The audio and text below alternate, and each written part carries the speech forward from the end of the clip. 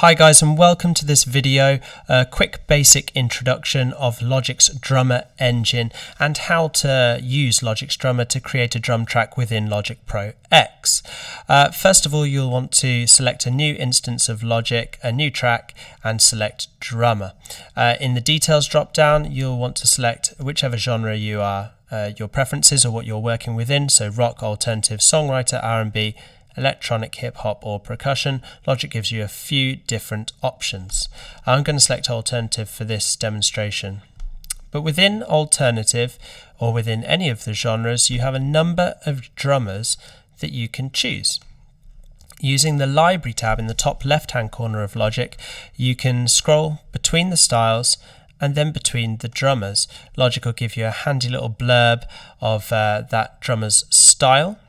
And you also have a sounds menu, so you can change the sound of that drummer's drum kit.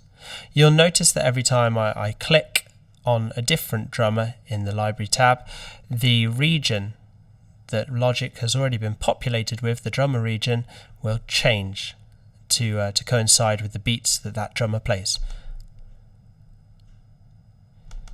So this is Carl's region here.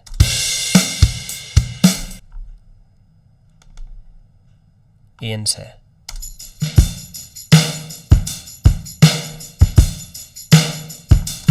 Or we can go completely left field and choose something played a bit with a drum machine.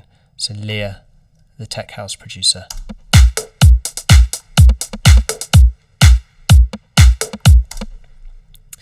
Every single instance of Logic's Drummer comes with an editor menu, and this is where predominantly you'll be doing your editing and changing the makeup of the beats within your track. I'll talk you through this from the left to right. You've got beat presets, so these are different beats that drummer has already pre-programmed into them, and different settings. You'll see each beat has different settings set for them. So Insomniac should sound different to Supernova.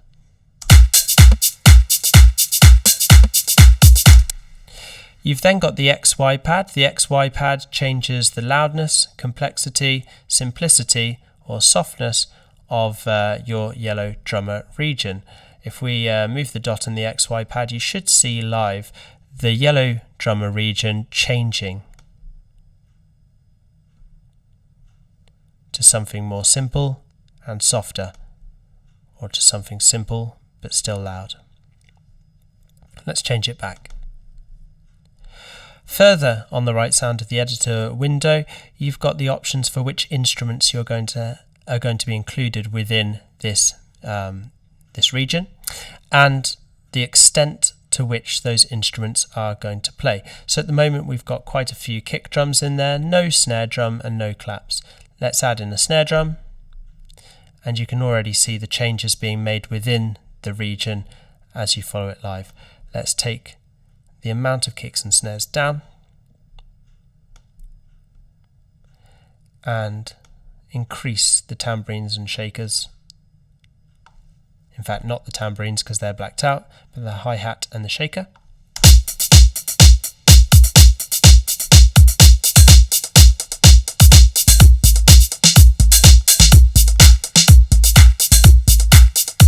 In some percussion.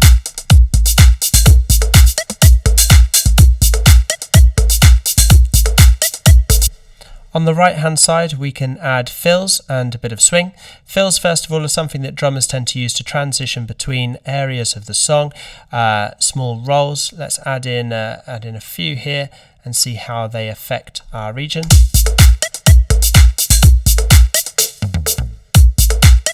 That's the fill there. Or no fills.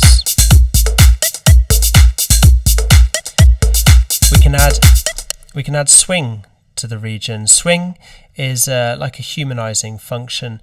It means that each note won't fall nice and neatly quantized upon the grid, which is often a criticism of electronic music, that it's overly quantized.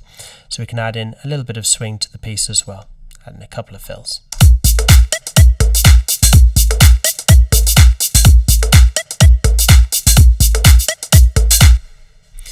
If you want any more control over the beat that you've selected and the beat that you've created, you can click down to the Details tab, and the Details tab is going to give you a range of complexity for each instrument, and you can change the window of complexity for each. So we might want the percussion to be particularly complex, whereas we might want the kick drum to be particularly simple. The phase variation is how much Logic's going to change the complexity within each instrument, and the humanize element again is similar to swing, is going to help sort of humanize.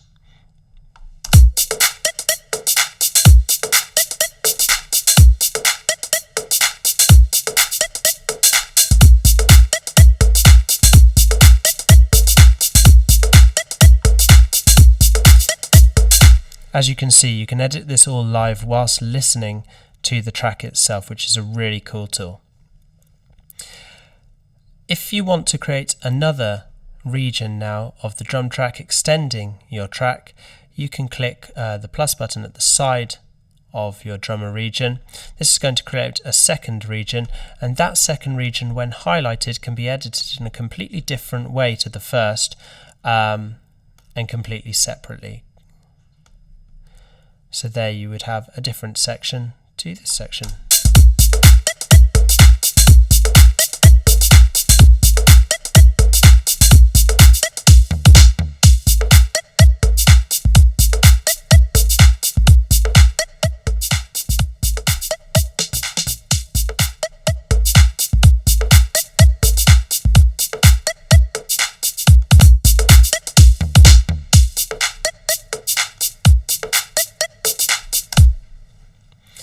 And that really concludes our basic overview of Logic's Drummer and its functionality.